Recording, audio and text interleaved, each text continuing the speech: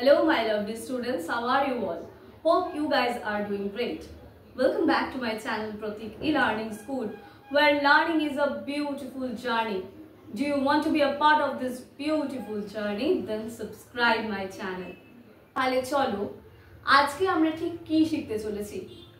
আজকে তো আমার বোর্ড নেই, হাতে পেন নেই, তাহলে আমি কি শেখাবো তোমাদেরকে আজকে? আজকে তোমাদের সঙ্গে একটা টপিক নিয়ে ডিসকাস করব। দ্য ডার্কেস্ট রিয়েলিটির থার্ড এপিসোড নিয়ে আমি আজকে চলে এসেছি।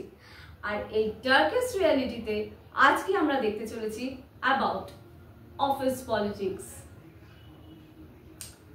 তাহলে শুনে নেওয়া যাক এই ব্যাপারটা নিয়ে আমার কি বক্তব্য রয়েছে। দেখো, আমরা ছোটবেলা থেকে অনেকে অনেক স্বপ্ন দেখি। কেউ ভাবি ভালো ক্রিকেটার হব, কেউ ভাবি ভালো ডান্সার হব, কেউ ভাবি ভালো সিঙ্গার হব, কেউ ভাবি ভালো চাকরি করব। অর্থাৎ প্রত্যেকের মধ্যেই একটা অ্যাম্বিশন থাকে বা একটা এম থাকে যে আমরা আমাদের লাইফে কোনো না কোনো দিক থেকে ঘুরে দাঁড়াবো বা নিজের পায়ে দাঁড়াবো এবং নিজেকে প্রতিষ্ঠিত করে আমরা আমাদের মা বাবাকে তাদেরকে আমরা প্রাউড ফিল করাবো বা তাদের মুখ উজ্জ্বল করবো, এক কথা। কিন্তু যখন আস্তে আস্তে আমরা বড় হই, আমরা যখন রিয়ালিটিটাকে আরো চিনতে শুরু করি, তখন আমরা বুঝতে পারি যে আমরা যে অ্যাম্বিশনগুলো রেখেছি বা আমরা যে এমগুলো করছি, আমরা ছোটবেলায় অনেকে অনেক কিছু ভাবি। কেউ ভাবি ডাক্তার হব, কেউ ভাবি ইঞ্জিনিয়ার হব, কেউ টিচার হব ভাবি, কেউ ভালো অ্যাক্টিংয়ে যাবো, অ্যাক্টর হব ভাবি, তো অ্যাক্টর অ্যাক্ট্রেস হতে চাই, মডেল হতে চাই।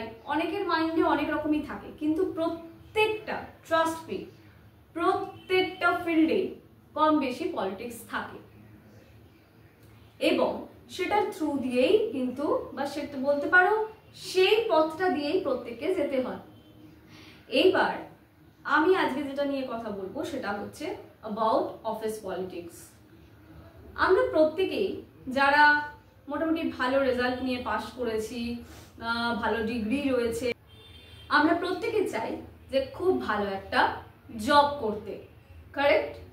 এইবার যখন আমরা জবের দুনিয়ায় আসছি বা আমরা বিভিন্ন জায়গায় ইন্টারভিউ দিচ্ছি, দেখা যাচ্ছে আমরা খুব ভালোভাবে চাকরি ক্র্যাক করে ফেলছি, কিন্তু অনেক সময় এই পলিটিক্স ব্যাপারটার সাথে আমরা খুব একটা ফ্যামিলিয়ার থাকি না।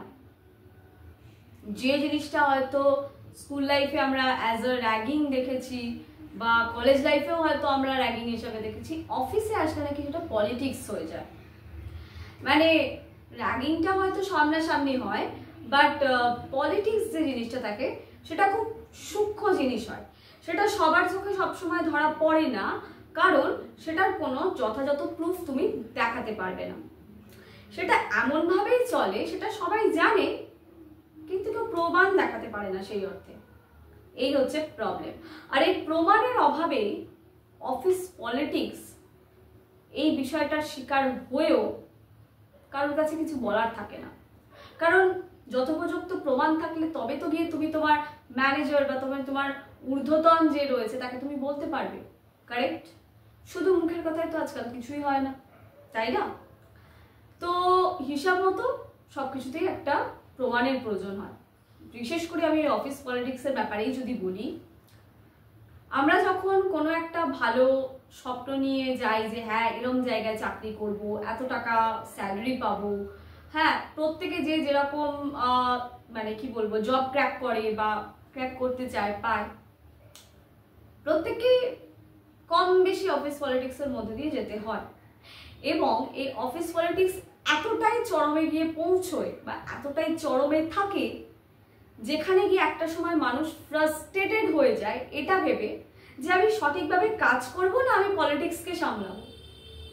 এই দুটোকে ব্যালেন্স করতে গিয়ে একটা পুরুষ হোক বা একটা নারী এইটার মধ্যে ফ্রাস্ট্রেটেড হয় বা কনফিউজড হয়ে যায় যে সে এক্স্যাক্টলি তার কি করা উচিত তার জবেতে। সে জব ছেড়ে জব সুইচ করবে, অনেকে সুইচ করে জব, বাট দেখা যায় সেই ক্ষেত্রেও গিয়ে আরেক জায়গাতেও সেম পলিটিক্স হচ্ছে। আবার অনেকের লাকে খুব ভালো জায়গায় তারা চান্স পেয়ে যায়, হয়তো সেখানে একদম পলিটিক্সই নেই, সবাই সুন্দরভাবে সবার সাথে দারুণভাবে কোঅপারেট করে কাজ করছে। এই অফিস জায়গাটায় স্পেশালি যারা ম্যানেজার পোস্টে থাকে বা অনেক সময় এমন অনেকে পোস্ট হোল্ড করছে, দেখাচ্ছে তোমার সামনে এসে দেখাচ্ছে যে হ্যাঁ খুব একদম মানে কি বলবো, তোমার সখা বা তোমার সখী, তোমার বন্ধু, বাট যারা ওই জিনিসটা দেখাবে, যারা অতি ফ্রেন্ডলি দেখাবে, তারা আদেও সেটা নয়। কারণ ওটা তাদের কাজ তোমার উইক পয়েন্টকে অ্যাটাক করা। এটা সবসময় মনে রাখবে, কারণ ওরা ওই জিনিসটা দিয়ে তোমার মনের মধ্যে ঢোকার চেষ্টা করবে। বা ওই ধরনের অফিসে লোক থাকে যারা তোমার উইক পয়েন্টকে সবসময় খোঁজার চেষ্টা করবে। তারা মুখোশধারী, তুমি বুঝতে পারোনি, কারণ তুমি প্রথম ওখানে গেছো, তুমি তখন অব্দি চেনো না, জানো না, একটা নিউ কোম্পানি, নিউ ফিল্ড হয়তো তোমার জন্য, বা সবটাই নতুন, তুমি বুঝতে পারছো না, তুমি মানুষকে বিশ্বাস করে ফেলছো, তুমি ভাবছো তারা অত্যন্ত ভালো, কিন্তু দেখা যাবে তারা প্রত্যেকেই আসলে মুখোশধারী।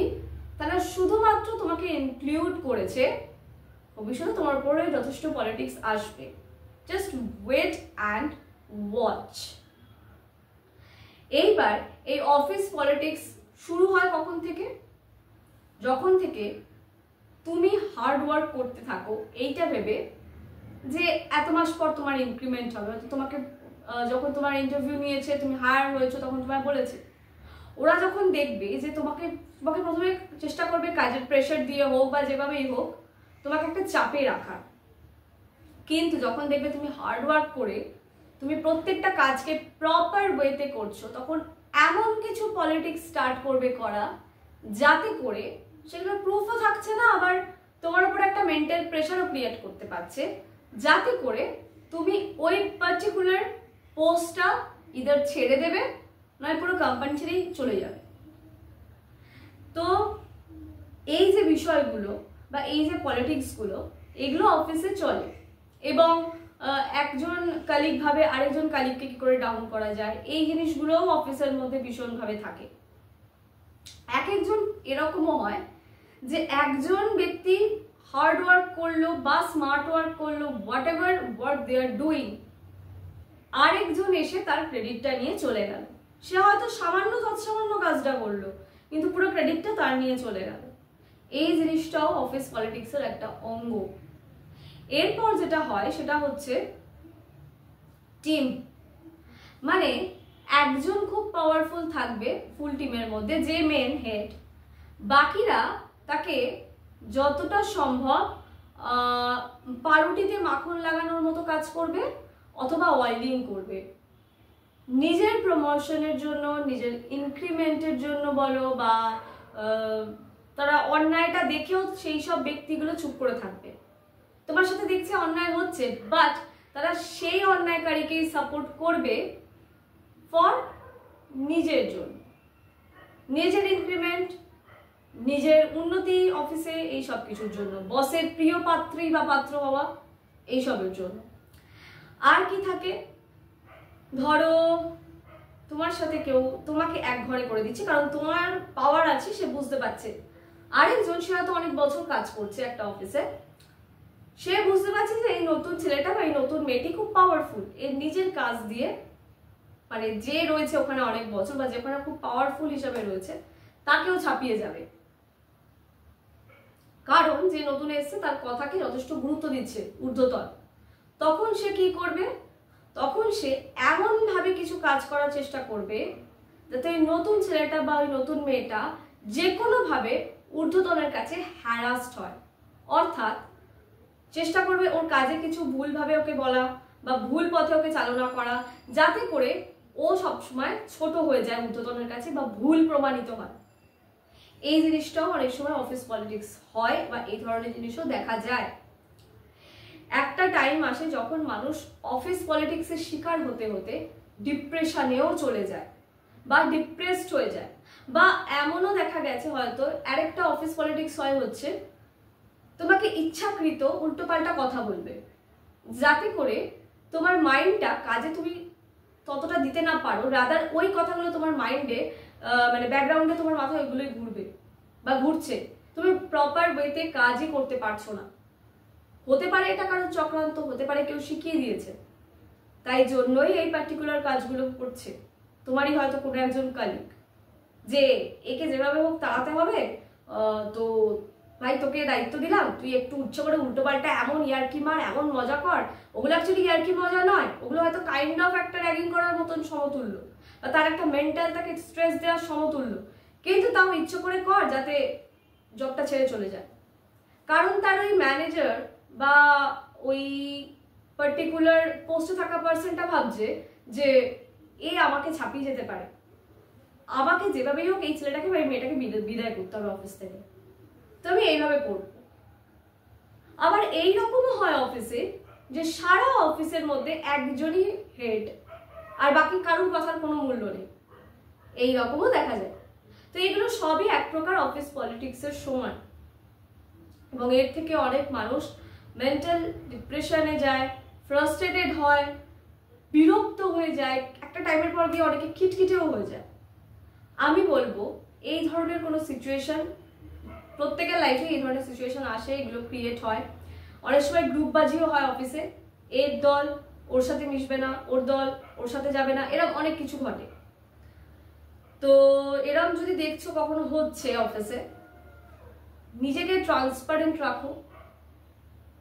যে তোমার যদি দেখছো কেউ তোমার ক্রেডিট নেওয়ার চেষ্টা করছে, সেই মুহূর্তে ডিফেন্ড করার চেষ্টা করো, যাতে তুমি তোমার যে প্রপার যে তুমি কাজটা করেছো, তুমি একমাত্র জানো তুমি কিভাবে কাজটা করেছো, সেইভাবে নিজেকে প্রুফ করার চেষ্টা করো।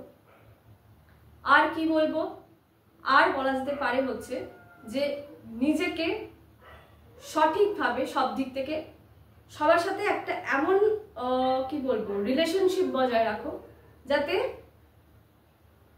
এক কথায় সবার সঙ্গে একটা হাসি মুখও রইলো, আবার তোমার কাজটাও সঠিকভাবে হলো। এইভাবে নিজেকে নিয়ে চলার চেষ্টা করো। আমি জানি অনেক সময় এমন হয় যে তুমি সবাইকে নিয়ে চলতে চাইছো, বাট তারপরেও তোমার সঙ্গে বদমাইশি হচ্ছে বা খুব টক্সিক, তোমার বস তোমার সাথে অত্যধিক টক্সিক আচরণ করছে, আর মেনে নেওয়া যাচ্ছে না, তখন yes you need to switch, কিছু করার থাকে না সেই ক্ষেত্রে। তো আমি বলবো এইরকম কোনো কিছু থাকলে এর সলিউশন একটাই, বা এই প্রপার পলিটিক্সের সলিউশন একটাই, হয় এটাকে এড়িয়ে যাওয়া, একদম এড়িয়ে যেতে পারছো না, চূড়ান্ত অসভ্যতা বদমাইশি হচ্ছে, you need to switch. Switch তোমাকে তখন করতেই হবে অন্য জবে, কিছু করার থাকে না।